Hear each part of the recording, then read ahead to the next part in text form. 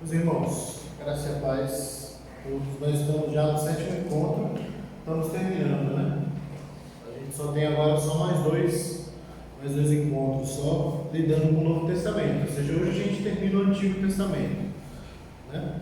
Vamos falar da aliança do reino. Nós vimos a aliança do início, do começo com Adão, nós vimos a aliança de preservação com Noé, a aliança da promessa com Abraão, a aliança da lei com Moisés, que foi a última aula, e agora a aliança do reino, né, com Davi. Davi é o personagem central. Você pode organizar a história bíblica, né, o Antigo Testamento em especial, que é longo, né, que é mais longo, tem 39 livros, cobre um tempo histórico muito maior, desse jeito, pensando nessas figuras-chave, né, como ali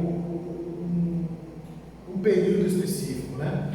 Então a gente viu que cada aliança dessa é um degrau acima, ou melhor, é o ângulo se ampliando, né? É o ângulo se ampliando, ficando cada vez mais nítida a revelação de Deus para o homem, certo? A Abraão, Deus fez promessas, mas Deus não deu lei, deu algumas regras, mas não deu a lei, não mostrou a Abraão, por exemplo, detalhes do seu caráter santo e o que ele requer de nós de maneira detalhada, né?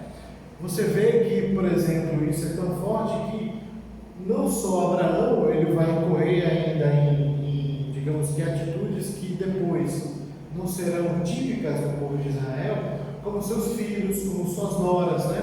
Um caso bem interessante, só um exemplo disso, é que Raquel, né, segunda esposa de Jacó, quando eles fogem da casa do pai dela, da casa de Labão, ela foge levando um ídolo do lar. Um ídolo do lar, uma estatuetazinha, uma imagenzinha, que era muito típica naquela região, das pessoas levarem. Né? Ou seja, uma coisa que você diz, nossa, mas esse negócio está meio deslocado, porque ela é Raquel, esposa de Jacó, um homem que lutou com Deus verdadeiro, né? Tipo, não é meio estranho, né? Por quê? Porque ainda não havia, por exemplo, para eles, de maneira clara, aquela lei: não terá outros deuses diante de mim, não farás para ti imagens de escultura. Ou seja, eles incorriam ainda em erros que mais tarde serão, digamos que claramente proibidos pela lei, né? Porque eles ainda não tinham lei, tinham uma promessa, mas ainda não tinham uma lei, embora tivessem já alguns aspectos da lei, como a circuncisão, por exemplo, né? Ou como a lei relacionada ao homicídio com Noé, mas ainda não tinha a lei, aquele conjunto de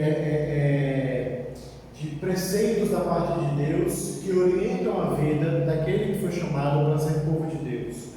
A Constituição Federal do Brasil de 88, ela regra, né, as coisas do Brasil. Não pode haver nenhuma lei civil no Brasil maior do que a Constituição Federal. Na verdade, né, quando você tem uma lei que choca com a Constituição, você entra com uma ação de inconstitucionalidade. Por quê? Porque aquela lei não está compatível com a Constituição. Porque a Constituição tem esse peso, né? A lei de Deus, o decálogo, é a mesma coisa, certo? Para nós, ela tem esse padrão, ele é o padrão, ele é o preceito, né? E ele é dado a partir de Moisés. Com Moisés também, Deus forma um povo, propriamente dito, porque a gente também vai ver que Deus chama Abraão, né? E Abraão não tem sequer filhos, mas Deus promete um filho. E pior, Deus promete uma coisa mais estranha ainda à realidade de Abraão. Promete descendência numerosa para um homem que sequer filho tinha. Mas Deus dá um filho, que é Isaac, né? Por meio de Isaac, Isaac tem dois filhos, Esaú e Jacó. Jacó, ele é o filho da promessa, ele é aquele que Deus abençoa, de quem Deus vai suscitar a semente santa, não de Esaú. Você vê que Isaac tem dois filhos, mas qual dos dois originará o povo de Deus? Os dois? Só um? Esaú mais velho? Não, Jacó mais novo. E aí Deus então abençoa Jacó, porque ele ama Jacó, ele não amou a Esaú. E aí de Jacó ele suscita as tribos, porque as tribos levam o nome dos 12 filhos de Jacó, né? Dos 12 filhos de Jacó, com uma alteração. José, que era o filho preferido de Jacó, era o primogênito do coração de Jacó. Por quê? Porque José era o primeiro filho da mulher que Jacó amava. Não sei se vocês lembram, Jacó casou com duas mulheres, né? Com duas irmãs, mas ele era apaixonado pela mais nova, pela Raquel. E o pai de Raquel dá a irmã no lugar dela, não é isso? E o que acontece? Deus, vendo a situação de Lia, que não era amada por Jacó, o que é que Deus faz para equilibrar, né? Deus abre a madre de Lia, ou seja, faz Lia dar muitos filhos, a razão pela qual as mulheres eram muito valorizadas, eram muito amadas na antiguidade, se elas dessem muitos filhos, especialmente muitos filhos homens. E é o que Deus faz para, digamos, compensar a Lia, né? Abençoar a Lia, já que Lia não tinha o amor de Jacó, que era todo para Raquel, certo? E até que Deus também ouve Raquel, que era estéril, e também abre o útero de Raquel, e Raquel tem um filho de Jacó, que é José. Então José é o filho amado de Jacó, né? A Raquel ainda pede mais um filho, e tem, e por conta desse pedido ela falece no parto. Mas ele vai ter então José como seu filho preferido. E por conta disso, Jacó, junto com seus filhos, já no Egito, né, depois que eles se reencontram naquela fome, né, naquela seca gigante, eles fogem para o Egito e José os acolhe lá. Né, José, que está na posição de primeiro-ministro do faraó, ele faz o seguinte: ele pega e abençoa os dois filhos de José como se fossem filhos dele. Né? Ou seja,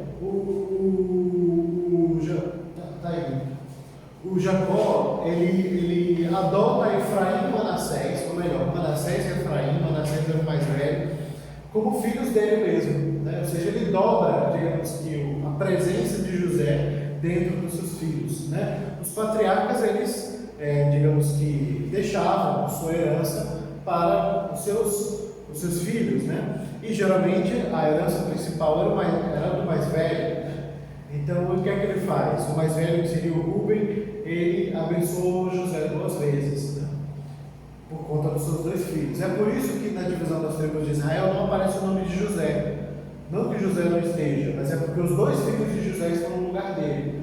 Como a tribo de Levi, ela não é da terra, né? A tribo de Levi ela é separada para ser a tribo sacerdotal, que é a mesma tribo da onde vinha Moisés e Arão, né? Então ficam 12 tribos, né? Que herdam terra. 10 filhos de Jacó e 2 filhos de José. Curioso que o filho que é abençoado como o maior primogênito vai ser Efraim, que é o caçula, né? Jacó troca o direito de primogenitura dos filhos de José, como Deus fez com ele e Esaú, né? Ou seja, ele também pega e abençoa o mais novo. É uma coisa recorrente, gente, na escritura, né? Geralmente Deus faz isso, ele escolhe o caçula, né? Quando todo mundo pensa que é o mais velho, ele pega o caçula que é escolhido, né? Davi também foi assim. Davi era o oitavo dos 8 filhos de Jessé, né? Moisés era o caçula dos filhos de Arão, por aí vai. Então o que acontece? Essas tribos, elas crescem no Egito, né? Se tornam uma nação numerosa, sobe um novo faraó, que é um faraó que não conhece a José. Provavelmente é quando os egípcios deixam de serem dominados pelos Hicsos, que é um povo semita da Ásia, e aí voltam, digamos, as dinastias antigas, né, de egípcios, de africanos da região, voltam a assumir o controle no Egito e começam a escravizar os hebreus, né? E aí os hebreus passam por toda aquela opressão que a gente conhece e que são libertados ali no livro do Êxodo, que a gente tem a descrição toda de como acontece esse processo. Mas o que acontece? Esse povo, né, melhor, de um homem, de um casal, Abraão e Sara, Deus formou agora um povo, né, de uma família. Lembra que Deus trata com famílias nas alianças, mas não fica só na família, a família vira um povo, porque de um filho, por exemplo, de Jacó, nasceram 12 tribos, 12 famílias numerosíssimas, enormes, né? A gente tem o censo delas no livro de Números, ou seja, de quantos, e aquele censo é só de homens adultos, certo? Não conta mulheres, não conta crianças, não conta idosos, certo? Ou seja, é só de homens para a guerra, né? Para a guerra que eles faziam o licenciamento. Eles não faziam o censo de todas as pessoas, só para saber o tamanho de exército. Então, o que acontece? De um casal se torna uma família, e dessa família agora só um povo, certo?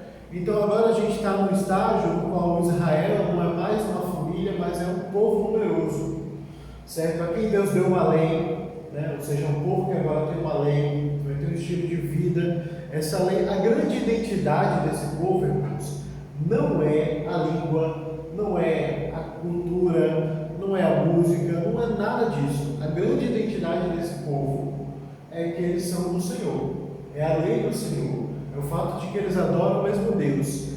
Essa etnia que Deus forma é uma etnia diferente. O que é um estrangeiro para eles? De fato, claro que nesse período ainda vai se confundir, certo? Herança cultural, étnica, racial, com você não ser do povo de Deus. Mas o que é principal não é a sua origem étnica ou racial, é exatamente a sua fé. O maior exemplo disso é o fato de que mulheres estrangeiras passam a aderir, passam a se tornar parte do povo de Deus pela fé. Nós temos exemplos nesse período, que é o período entre Moisés e o Reino Unido, né? E o período de Saul, Davi e Salomão, é aquele período dos juízes, né? O que acontece? Você tem, por exemplo, o enxerto dentro do povo de Deus de mulheres estrangeiras, que se tornam tão povo de Deus quanto era o povo hebreu que tinha saído do Egito, certo? Libertado pelo Senhor, quem? Raabe e Ruth, certo? Não por acaso, Raabe e Ruth estão inclusive na linha de ascendência do Senhor Jesus, ou do próprio Davi, que é o nosso personagem de hoje. Ou seja, não apenas, como não bastasse Deus colocar estrangeiros dentro do seu povo pela fé, porque é isso que faz você ser parte do povo de Deus, sempre foi, certo? Sempre foi. Você aderir pela fé, certo? Ele ainda colocou dentro da linhagem real, né? Essas duas mulheres estrangeiras, da qual uma inclusive era prostituta, né? Para você ver como que Deus realmente pega as coisas loucas do mundo, né? E para confundir aqueles que se julgam sãos. Esse povo agora, ele vive no período da anarquia, que é o período dos juízes, que é o período no qual cada um faz o que bem entende. Esse é o refrão do livro de Juízes, que a gente já estudou aqui na terça, né? Era o refrão. Deus levanta os juízes para libertar Israel por um determinado período, enquanto eles ainda estão tentando consolidar a conquista ali da região de Canaã, que eles ainda não consolidaram completamente. Por quê? Porque muitos dos homens do povo de Deus, os líderes, eles acabaram fazendo aliança com os povos da terra que eles não podiam, né? Então eles não expulsaram como Deus havia determinado. Agora chegou o momento em que eles pedem um rei, né? Que a gente também já viu aqui, que a gente está acompanhando o livro de 1 Samuel. E 1 Samuel nos conta como que o povo de Deus pede um rei, mas como é curioso que eles pedindo um rei da maneira errada, pelos motivos errados, isso faz parte do plano de Deus. Porque Deus havia prometido a Abraão suscitar dele reis, que de Abraão sairiam reis. Então ele vai cumprir o que ele prometeu a Abraão. É curioso que ele vai utilizar o pecado do povo, vai utilizar a má intenção do povo de querer ter um rei como as outras nações têm. O que é que eles querem dizer com isso? Ter um rei que os proteja. Eles estão dispostos a pagar um tributo a esse rei para que ele forme um exército poderoso e nos proteja dos nossos inimigos quando a gente tiver problema com eles. Israel não é tratado com seus vizinhos apenas agora, né? O Estado de Israel moderno. Os hebreus, eles também eram tratados com todos os seus vizinhos, né? Porque eles vinham de fora para lá. E o que acontece? Eles demonstram uma completa falta de fé no Senhor, que até aquele momento era quem garantia todas as vitórias, né? Sempre foi o braço forte do Senhor. Jericó não precisou ser invadida, Deus mesmo destruiu os muros, né, para que a cidade ficasse nua. Ou seja, Deus é quem ia diante do povo para ganhar as batalhas, e agora eles estavam negando a Deus, querendo a segurança de um príncipe humano. Mas o Senhor, Ele utiliza isso porque faz parte do plano dele, suscitar reis, né, da descendência de Abraão. Depois da experiência frustrante com Saul, né, nós temos Davi, né, que a gente, é exatamente o que a gente está estudando nas terças-feiras. Então, vale aí um reforço mesmo, porque a gente vai estudar 1 Samuel, o reverendo deve entrar em 2 Samuel, e esses livros, irmãos, são muito importantes, no sentido de que eles são cruciais para você entender todo o restante da Bíblia, todo o restante da história, certo? Porque Davi é um quase ápice da história bíblica, é um quase, ele não é o ápice, mas ele é, digamos que, o que chega mais perto disso. Por quê? Porque Deus liberta o povo, né, forma o povo, dá a lei e agora dá o reino. Certo? Ele não dá o reino com Saul, o reino é com Davi. A gente vai ver por quê. Porque com Davi, Deus faz uma aliança, que é esse primeiro ponto aqui. 2 Samuel 7 é a descrição da aliança de Deus com Davi. Quando Davi, vendo que o que acontece? Davi, né, sucede Saul, porque Saul morre em batalha. Davi já era o escolhido da parte de Deus, a gente já viu isso também nos estudos de terça-feira, que ele era escolhido da parte de Deus, mas ele não usurpa o trono de Saul. É interessante isso, ele nunca usurpou, ele nunca fez um tiquinho de rebelião, né? Ele esperou no Senhor, e o próprio desenrolar da vida de Saul fez o trono chegar em Davi, assim como Deus quis. Saul morreu em batalha, Jonatas, que seria o herdeiro por linhagem, também morre em batalha, né, na mesma batalha que Saul morre, e o trono agora vai para Davi, que era de longe o líder carismático, digamos, aquele que Israel reconhecia como grande líder militar, certo? Então cai para Davi, que já tinha uma quantidade de seguidores, né, e ele vinha de uma tribo que era a tribo mais numerosa, a tribo a quem Deus prometeu que suscitaria uma descendência real, que é a tribo de Judá. Da tribo de Judá saíram os reis, não das outras tribos, mas da tribo de Judá. E aí Davi então se torna rei, ele faz uma série de batalhas militares, de campanhas militares, ele ganha uma série de batalhas e ele consegue consolidar o território, né? Ele consegue consolidar o território de Canaã nas mãos dele e ainda faz de reinos vizinhos pequenos vassalos, como é o caso de Damasco e como é o caso daquelas cidades famosas da Fenícia, né? Tiro, Sidom. Elas, durante um período curtinho do reinado de Saul, de Davi, de 40 anos, período bem curtinho dentro da história, eles se tornam vassalos de Davi. E Davi, então, agora com todo o seu reino consolidado, agora ele é o rei de lá e ninguém mexe mais com Israel, pelo menos por aquele breve período. Ele agora centraliza o reino, porque ele conquista a última cidade que faltava conquistar, que era a cidade de Jerusalém, que não era uma cidade dos hebreus. Jerusalém era uma cidade dos jebuseus, era uma cidade com ocupação dos filisteus também.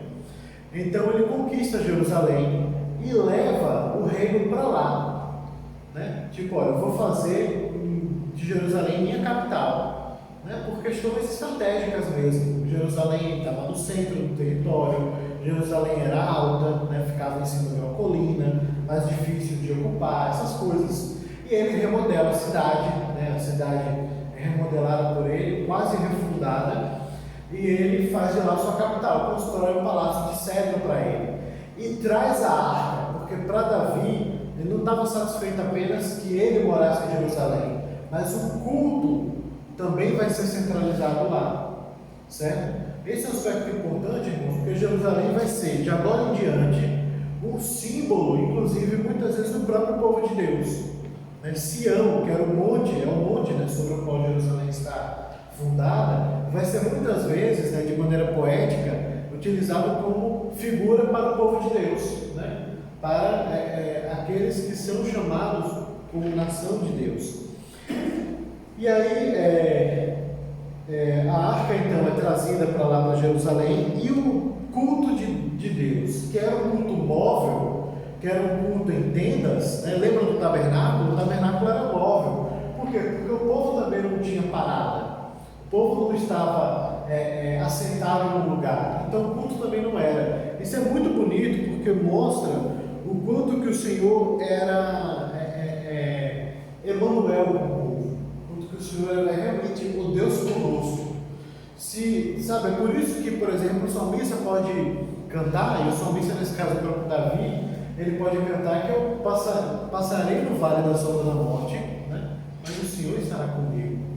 Porque essa é a tônica da história do povo de Israel, né? O Senhor não fica lá distante do seu trono enquanto o povo está lá no deserto, passando calor de manhã e frio de noite. Ele desce, ele fica com o povo, ele tabernacula, né? Ele fica com o povo, ele tem habitação junto com o seu povo. Né? A ideia de Deus conosco, que está dentro da ideia de aliança, né? De Deus ser sempre Emanuel, ele sempre está com aqueles que ele ama, ele sempre está, ele nunca abandona. Só que agora é o momento de centralizar. Por quê? Porque tudo isso vai indicar para uma realidade futura. E aí Davi tem uma ideia. Qual é a ideia? Vou fazer um templo para Deus. Vou fazer um templo. E Natan disse, boa ideia, isso é muito bom. Quando é de noite, Natan tem uma visão do Senhor. E o Senhor diz, não, Natan, Davi não vai fazer um templo para mim. Quem deu ordem para ele? Né? Quem ele pensa que é? Para ele fazer um templo para mim, achar que eu preciso de um templo. Né? Aí ele diz, o que é curioso é que, mesmo dando essa repreensão, o próprio profeta e no rei, né, dizendo que o rei não é ninguém para ser digno de fazer um templo para Deus, ele faz uma promessa. Ele diz, não, eu que vou fazer uma casa para ele, eu que vou fazer uma casa para ele, eu vou suscitar dele uma descendência que sempre estará ocupando o trono, certo? Ela sempre ocupará o trono, né? Eles nunca vão deixar de ter um rei, descendente de Davi, na direção do meu povo, sempre ocorrerá. Ele promete a Davi uma descendência perpétua, uma descendência permanente, e ao mesmo tempo ele também faz de Jerusalém um lugar permanente de adoração. Jerusalém é o centro de adoração, certo? Ele é o centro, ele é o lugar. Deus depois, com Salomão, que é o filho de Davi, Deus vai ter a ideia de fazer esse templo, e o templo vai ser do jeito que Deus acha que tem que ser, né? Do jeito que Deus quer, não do jeito que Salomão pensava, ou do jeito que Davi tinha lá rascunhado o seu projeto. Mas o fato é que há essas duas questões importantes nesse período. Há uma interconexão entre dinastia e lugar de habitação, né? Essa coisa da centralização. Formou o povo ocupou a terra, conquistou a terra, agora vamos centralizar o culto, certo? Vamos centralizar o culto agora em Jerusalém e centralizar a dinastia, né, em Jerusalém. De alguma maneira, então, irmãos, o reino de Israel ele é uma antecipação histórica do reino de Deus. É por isso que eu digo que ele é um quase ápice. Porque qual é a promessa do Senhor Jesus quando ele começa o ministério? Né? Qual é a grande frase de anúncio do Evangelho? Né? Que é chegado o reino de Deus, é chegado o reino dos céus. É inclusive o reino dos céus que ele promete no Sermão do Monte, não é isso? Então o reino dos céus é aquilo pelo qual nós esperamos, o reino de Deus é aquilo pelo qual nós ansiamos, certo? Qual deveria ser o grande objeto de desejo da vida do crente? Habitar no reino de Deus, habitar no reino dos céus, onde Deus é o rei e não há nada entre ele e nós. Ele nos governa diretamente e é um reino segundo a vontade dele. É o Shalom. Shalom, uma palavra hebraica, quer dizer paz, mas não paz no sentido de ausência de guerra, mas paz também no sentido de uma prosperidade infinita, de uma alegria infinita, ou seja, uma paz absoluta, né? Ou seja, a ausência de qualquer tristeza, qualquer contrariação, certo? É uma palavra muito forte, e é isso que o reino de Deus significa. Então o reino de Israel, naquele período de Davi, é uma sombra desse reino, é um quase ápice, não é. Davi não é Jesus, certo? Está bem longe de ser, né? Mas ele antecipa, ele é uma sombra né, de que, olha, o reino de Deus vai funcionar mais ou menos assim, só que muito melhor. Entendeu? Então você olha para o reino de Davi e é daquele jeito, certo? Que deveria funcionar. Filho de Davi, filho de Deus, isso é importante. Por quê? Porque o rei Davídico, ele manterá uma relação especial com Deus. O rei Davídico, ele vai ser adotado pelo Senhor, né? O Senhor vai adotar os filhos de Davi, vai dizer que eu serei por pai para o seu filho e ele me será por filho, né? Isso é um prenúncio de quê? De que da descendência de Davi, Deus suscitará o seu filho unigênito, certo?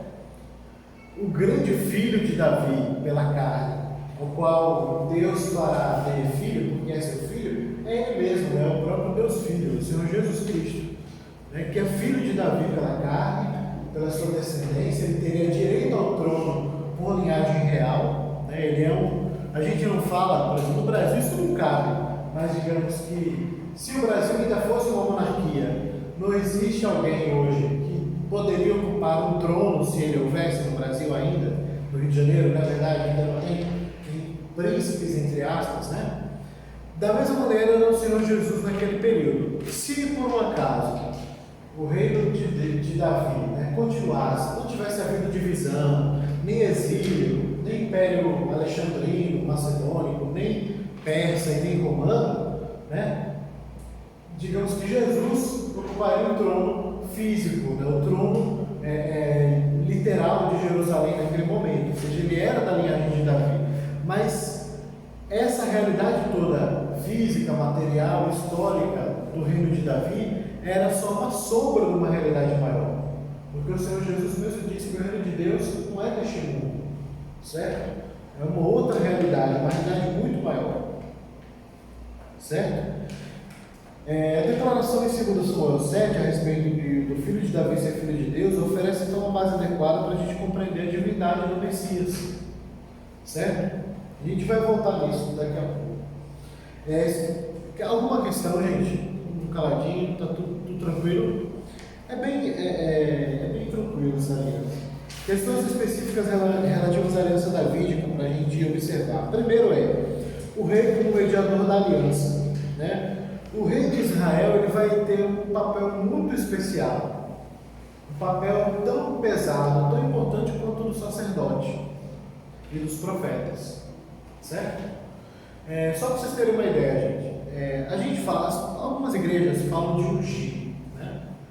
Unção era um modo pelo qual Deus levantava sacerdotes e levantava reis. Só profetas que falavam da parte do Senhor, né? Talvez fossem os homens mais invejados, digamos assim, do ponto de vista de intimidade com Deus daquele período, né? Porque eram homens a quem o Senhor revelava a sua vontade, né? Revelava os seus desígnios. Eles não eram ungidos. Curioso isso, né? Eles não eram ungidos profetas. Você era ungido sacerdote, ungido rei, apenas para isso, você é ungido. Então hoje não faz sentido, ninguém é ungido a ser pastor, entendeu? Ninguém é ungido para ser diácono. Por isso que a gente usa o título de ordenação, o termo, né? Ordenação. Você é ordenado, né? Mas não tem caráter de unção. O rei era tão ungido que inclusive o Espírito de Deus tomava o rei. Isso não acontece com Saul, né? Saul não profetiza, que foi uma coisa até bem estranha, né? No meio ali da sua vizinhança, da sua sociedade na época, dizendo até Saul está com os profetas. Ou seja, inclusive o Espírito de Deus se apoderava do rei. O rei era ungido e tinha garantia da presença do Espírito. Então o rei também funcionava de certa maneira como cabeça. Lembra daquela noção de cabeça federal, de representante da família? Para Deus entrar em aliança com toda a casa de André, quando André e Rafa tiverem muitos filhos, ele não precisará fazer uma aliança com André, depois outra com Rafa, depois outra com cada um dos meninos que eles tiverem. Ele faz uma aliança com André e está valendo para Rafa, está valendo para todos os filhos. Está entendendo? Ou seja, o cabeça, assim, tipo representante, né, que os outros valem menos, certo? Ele representa uma questão simbólica, né? Tipo, Adão representava não só ele, mas ele, sua esposa e todos os filhos que ele ainda tinha tido, certo? Que ele ainda teria, certo? Noé é a mesma coisa, né? Noé, por causa de Noé, toda a sua família entrou na arca, lembra? Abraão é a mesma coisa, por causa da promessa de Abraão, todos os descendentes de Abraão têm parte na promessa. Aqui é a mesma coisa, só que agora no sentido nacional. O rei vai funcionar como cabeça de toda a nação. Ou seja, quando o rei anda certo com o Senhor, a nação tenderá a andar certo. E Deus vai abençoar a nação, porque o rei é o rei justo. Entendeu? Isso é importante a gente perceber, porque se vocês lerem os livros de 1º e 2º Reis, e 1º e 2º Crônicas, que conta a história dos reis, e ler os profetas, especialmente os profetas menores, como nós chamamos, eles vão contar exatamente sobre essa inconstância, né? O reino dividido já, né? Depois de Salomão, o filho de Salomão não consegue ali manter o reino dividido, até por uma questão de punição da parte do Senhor por causa do pecado de Salomão. E aí você vai ver uma sucessão em Judá, que é onde a dinastia de Davi vai continuar no poder, digamos assim. Ele vai ter alternância, rei bom, rei ruim, rei bom, rei ruim, né? Rei bom, rei ruim, né? Rei bom e rei ruim, você vai ter essa alternância.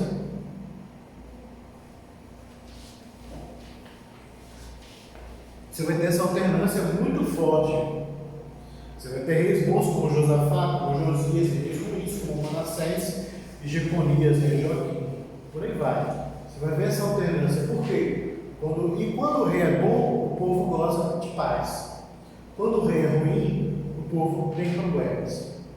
E toda a nação, curioso isso, a nação inteira cai na idolatria, a nação inteira cai na injustiça, a nação inteira cai na impureza, entendeu? É bem curioso isso. Então ele funciona como de fato um cabeça, um mediador, antecipando o quê? O papel de Cristo para nós, entendeu? Da mesma maneira, olha como funciona. Nós somos incapazes de cumprir a lei, mas quem disse que Deus revogou de nós a obrigatoriedade de cumprirmos a lei? Ele nunca revogou. O Senhor Jesus mesmo disse: eu não vim para revogar a lei, vim para cumpri-la. O que ele quer dizer? Ele quer dizer que eu vim para cumprir, para fazer tudo aquilo que está na lei de maneira perfeita. Por quê? Porque é por meio dele que nós cumprimos a lei. Por isso que dizemos, é pelo mérito de Cristo, né? Por quê? Porque é por causa dele. Jesus então funciona para nós como cabeça, né? Ele é o cabeça da igreja. Por quê? Porque é Jesus cumprindo a lei que ele satisfaz ao Senhor no nosso lugar, no lugar da igreja, no lugar daqueles que são chamados por ele. Promessas cruciais da aliança davídica, né? Duas promessas que a gente já até tratou. Promessa em relação a Davi, que embora o pecado de Salomão tenha causado a divisão no reino, como eu falei, Deus preservou a dinastia para os netos de Davi, né? Roboão, e Asa, e Josias, e Josafá, e Ezequias, e por aí vai, né? Até chegar em Joaquim, que é o rei do período do exílio. Promessa em relação a Jerusalém, que é a promessa relacionada à centralidade, não só do governo, como do templo. Isso é muito interessante a gente verificar, porque vai indicar uma coisa, de que nessa promessa com Davi, Deus começa a sinalizar uma coisa que vai acontecer em Jesus Cristo, que é o quê? Que é a fusão do divino e do humano, né? Em uma coisa só, né? Em um só.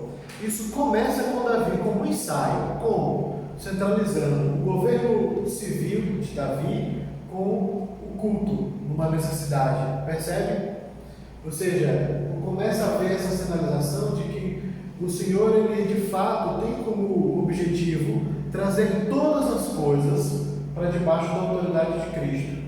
Ele não faz isso apenas lá na cruz, ele vai fazer isso apenas lá no juízo. Ele já vem fazendo isso, trazendo todas as coisas para debaixo do Senhor de Cristo desde Adão, certo? É que aqui com Davi isso fica mais claro, certo? Fica muito claro. Por quê? Porque Davi talvez seja o tipo de Cristo, a sombra de Cristo mais nítida que a gente tem, né? No sentido de que ele antecipa muito daquilo que o Senhor vai fazer, certo? No sentido de ser mediador contra o rei, né? De ser o rei segundo o coração de Deus, de liderar o povo de Deus nas batalhas, né? Haja visto aí o caso, o episódio com Golias. A aliança davídica era condicional e incondicional. Isso aqui eu queria só focar na solução da proposta, né? A ideia é que, na verdade, de alguma maneira, as duas coisas. As promessas de Deus feitas a Davi, elas se cumprirão. E elas se cumpriram, né? E se cumprirão porque ainda falta consumar o reino de Deus, né? Nós ainda contemplaremos o filho de Davi em sua glória, no seu trono de majestade. Ele promete então o que ele cumpre, né? Ele nunca deixa por cumprir. A revelia a depender da resposta, percebe? Tipo, não, só vou cumprir se você fizer isso, né? Deus faz essas alianças com Abraão, faz aliança com o povo no Sinai, faz aliança com Davi.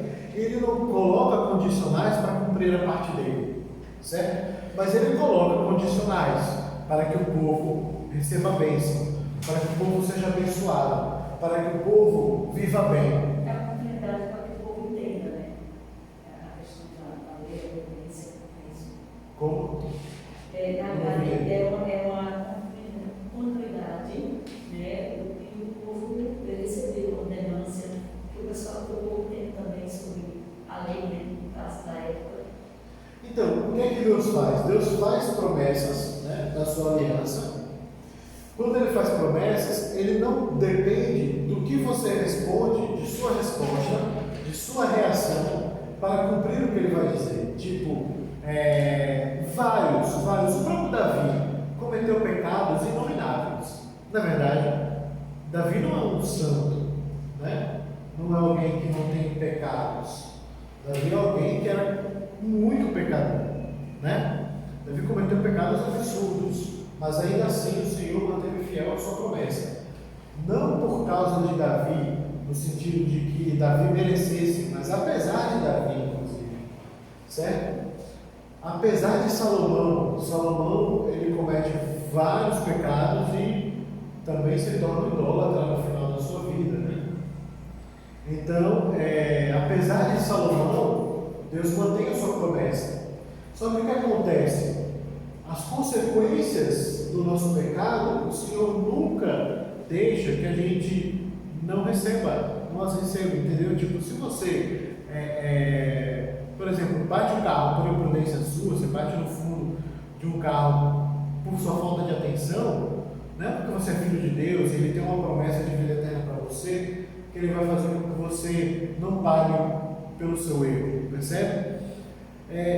São duas coisas diferentes. Por exemplo, alguém que tem esse relato, uma pessoa, um rapaz, ele matou um outro, né? Uma outra pessoa e fugiu.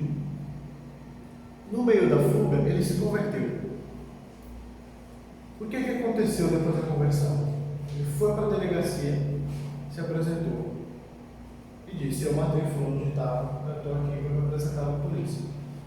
A conversão gerou isso nele, percebe? Uma conversão genuína. Por quê? Porque é uma conversão que não o enganou, dizendo que o fato dele ter promessas eternas a partir de Deus o livraria da cadeia por um mal feito que ele fez, percebe? Ao contrário, fez com que ele assumisse o pecado, assumisse o crime e se apresentasse para tomar a pena. Entende? Ou seja, o Senhor não nos livra de sofrermos as consequências das nossas más ações. É isso que ele quer dizer com relação à responsabilidade individual. O gozo pleno das bênçãos da aliança, ele de fato vai depender da sua responsabilidade, certo? Você quer ter um casamento, né, abençoado da parte do Senhor, é necessário que você cumpra a lei do Senhor no seu casamento, percebe? E o que é que ele pede a você no casamento? Que você ame a sua esposa como Cristo amou a igreja, a mulher que respeite o seu marido como a igreja deve respeitar o Senhor, por aí vai, né? Ele nos abençoa à medida de fato em que somos, respondemos de maneira positiva aos seus mandamentos, certo? Mas nunca foi por causa da fidelidade de Israel que Deus teria Israel como povo, mas apesar da infidelidade deles. É por isso que, aí de novo, vocês vão ler os profetas e vão ver que os profetas têm uma fala de exortação, dizendo: vocês estão pecando, se continuar pecando, vai vir consequências ruins, certo? Depois, o povo continua a pecar, beleza, então vai acontecer isso, isso e aquilo com vocês, né? Que é o desígnio, né? O vaticínio, que vai acontecer no futuro com eles. E depois, o que é que os profetas também trazem? Uma palavra de consolo, uma palavra de que não, olha, Deus nunca esqueceu o seu filho, né? Ele chama os seus filhos pelo nome, ele dá palavras, inclusive usa palavras carinhosas. Ele usa figuras fortes, como ele usa lá em Isaías, né, quando ele diz, né, acaso uma mãe pode esquecer do seu filho, né? Mas se uma mãe esquecer, eu jamais me esquecerei de você, ó Jerusalém. Não é Jerusalém aí como figura, né? Jerusalém se torna figura do povo todo, né? Jerusalém é uma representante federal de todo o território, digamos assim, ali de Israel. E aí o que acontece? O Senhor, ele mantém a promessa, certo? Mesmo apesar da nossa infidelidade. Mas a nossa infidelidade no meio desse caminho nos fará ter muitos percalços na vida, né? Nos fará não gozar das bênçãos plenas da aliança. O cumprimento final dessa promessa, então, é o de considerar o papel de Jesus Cristo como filho de Davi. É para essa realidade que o reino davídico está apontando, certo? Quando o Senhor Jesus entra em cena, né, encarnado, é o período do Império Romano, né? Ou seja, Israel já está há muito tempo sem um rei, né? Um rei de verdade, não era Herodes. Herodes não era nem hebreu, certo? Herodes era uma outra coisa, tá? Era uma outra dinastia, não tem nada a ver com a dinastia davídica. A dinastia davídica, ela se perde, né? Ela deixa de ter poder desde o exílio, né? Do exílio em diante, ou seja, quando Esdras e Neemias voltam, né? Faz o retorno do povo que ficou lá no exílio para a terra de Israel, a dinastia já está perdida, ela já não tem poder nenhum, certo? Porque Israel ainda continuava ali sendo uma província dos persas. Então veio uma série de impérios, né? Persas, Alexandre, os romanos, certo? Basicamente. Israel então não tem rei, né? Mas há uma esperança dentro do povo de Israel de que o Messias, né, o filho de Davi, ungido, Messias quer dizer isso, ungido por quê? Porque será ungido para ser rei, restaurará todas as coisas em Israel. Lembra que essa é a expectativa dos apóstolos? Qual era a mentalidade dos apóstolos? Não, eu vou ser ministro da fazenda, não, eu vou ser ministro da educação, não, eu vou ser o ministro de ciência e tecnologia. Eles brigavam por ministérios, por ocupações de poder dentro do reino que Jesus estava prometendo, certo? Porque os apóstolos tinham essa expectativa que era comum do povo, de que o Messias viria e restauraria o reino de Israel davídico, igualzinho a Davi, entendeu? É curioso isso, mesmo o reino de Salomão tendo sido um reino muito esplendoroso, né, com prosperidade e tudo mais, a memória deles era de que não, Deus vai restaurar o reino. Era a grande esperança nacional dos judeus da época de Jesus, que o Senhor iria restaurar o reino de Israel em Jerusalém física, na Jerusalém natural, onde ela está agora, né? E vai restaurar todo aquele território que a gente tinha na época de Davi, que era o período em que Israel teve sua maior extensão, certo? E a gente vai ser uma nação respeitada e todo mundo vai ter que pagar tributo para a gente, para o filho de Davi. Essa era a expectativa deles. Era por isso que os apóstolos pensavam também desse jeito, né? Que o Senhor Jesus, em um momento, ele vai puxar uma revolução, e assim como o pai dele, Davi, matou Golias com pedras, ele vai derrubar esse império facinho, né? E a gente vai aqui ficar livre de ocupação estrangeira. Essa é a expectativa. Mas não era essa a promessa, né? O papel de Jesus como filho de Davi era de ser rei de um reino muito maior do que uma extensãozinha de terra no Oriente Médio. Muito maior. Ele é rei sobre o universo, certo? Ele é rei sobre o universo, é uma coisa muito maior. A Jerusalém a qual o Senhor promete é uma Jerusalém muito melhor do que a Jerusalém terrena, né? É uma Jerusalém celestial, como diz o apóstolo Paulo, né? Ela vem do céu. Ele mesmo preparar a sua capital para ocupar um lugar aqui na terra, né? Como Davi um dia preparou Jerusalém para ser sua capital, o Senhor Jesus preparou a Jerusalém celestial para ser capital e nós habitarmos no seu reino, certo? O reino dele não é desse mundo, ele é muito maior do que esse mundo. A diferença é que, de fato, enquanto Davi pecava, Jesus é um rei perfeito, né? Irrepreensível. Ele é o cumprimento da perpetuidade sobre o trono de Israel. Por quê? Porque Cristo ressuscitou, ele é eterno, seu reino jamais terá fim. Então, em Cristo, a palavra que Deus havia dito para Davi não falha. Que a gente pode pensar e levantar esse argumento contra Deus, né? O Senhor não cumpriu o que falou para Davi, não, porque depois do exílio, nenhum descendente mais de Davi ocupou o trono, né? Mas em Cristo é cumprido, porque em Cristo o reino de Deus, então, ele é de fato estabelecido e inaugurado. E, novamente, né? Em Cristo, o filho de Davi, filho de Deus, se fundem numa pessoa só, né? O humano e o divino, governo humano e governo divino, né? Natureza humana e natureza divina, em Cristo são reunidas em um só. Essas passagens fundamentais, irmãos, elas são especialmente para vocês darem uma olhada em casa, tá? Essas passagens fundamentais, elas são passagens-chave aqui para a gente entender como que a aliança davídica ela se desdobra dentro da história.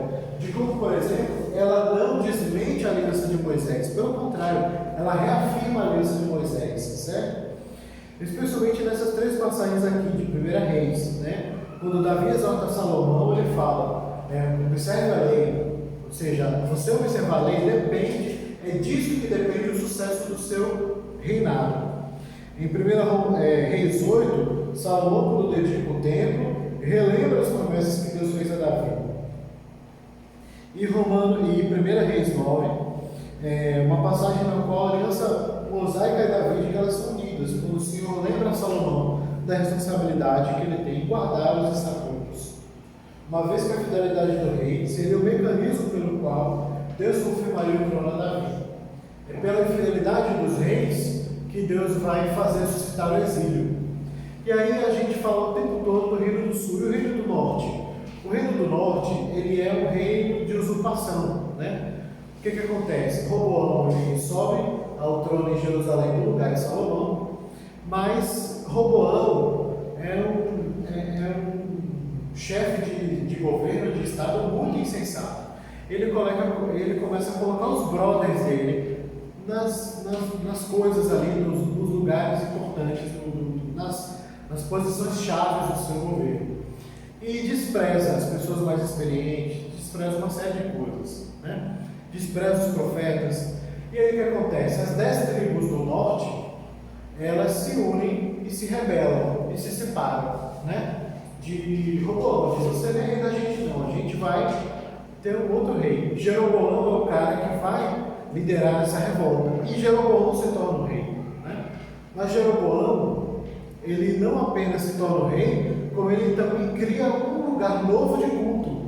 Só que Deus nunca disse para Jeroboão que era para ele fazer isso, certo? Então Jeroboão faz isso por desobediência, e por causa disso Deus jamais abençoou o reino do norte, que vai inclusive herdar o nome, né? O reino do norte vai continuar se chamando o reino de Israel, com centro de poder na tribo de Efraim, né? Os filhos daquele filho de José, o caçula, né? Que vai ser a grande tribo do norte.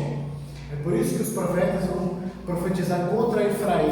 O que é que ele quer dizer? Contra o reino do norte, né? Contra o reino de Israel. Por quê? Porque Efraim era a tribo mais poderosa, que rivalizava com Judá, que era a tribo de Davi, que ficou no sul.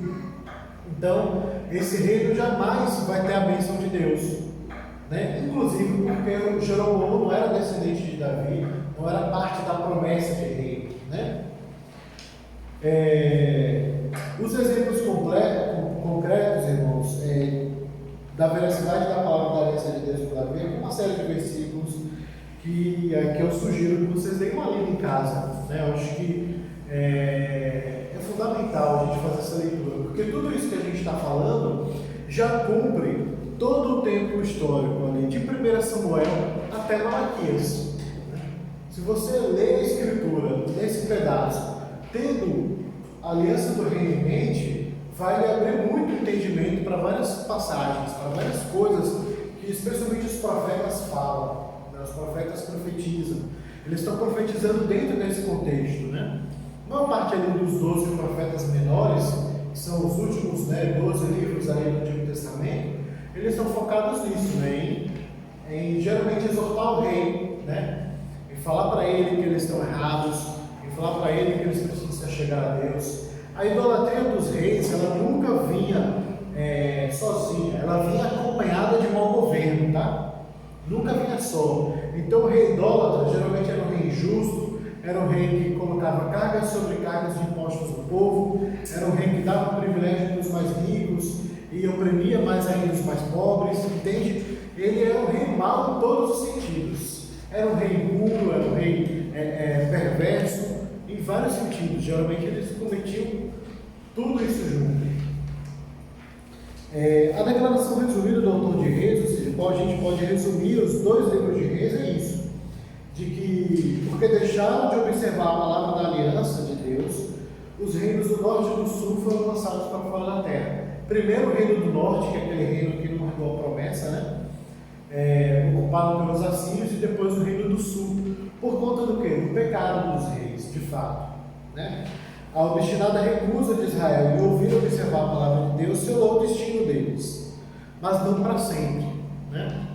Mas não para sempre. Então, o que pode dizer? Deus falhou na sua palavra? De jeito nenhum. É porque o projeto de Deus era muito maior do que suscitar o reino humano, certo? Um reino dentre todos os outros reinos da terra, né? Mas suscitar um reino universal, muito maior, né? Que compreende toda a carne e todo o universo. Conclusão, né? Primeiro, papel dos profetas. Os profetas, então, eles vão agora, a partir do período dos reis, é que você vai começar a ver essa figura, profeta, né? Começa ali com Samuel, né? E aí vai adiante, Samuel, Natã, Elias, Eliseu, Isaías, Jeremias, Ezequiel, né? Vai ali a linhagem dos profetas. Deus começa a levantar profetas para admoestar o povo, admoestar o rei, né? Para exortar o povo, exortar o rei e consolar também. Falar de que, apesar dos nossos pecados, as promessas de Deus serão cumpridas. Concretude da história. Uma coisa antes sobre os profetas que é interessante: os profetas, eles não adivinhavam o futuro, eles determinavam o futuro. É diferente. Os profetas não diziam coisas que iriam acontecer, entendeu? Eles diziam coisas que vão acontecer por conta exatamente de que eles estavam dizendo. Você percebe a diferença? Uma coisa é eu saber de algo, de um evento futuro, porque eu já vi, entendeu? Todas as possibilidades de futuro e sei qual é a certa. Está entendendo?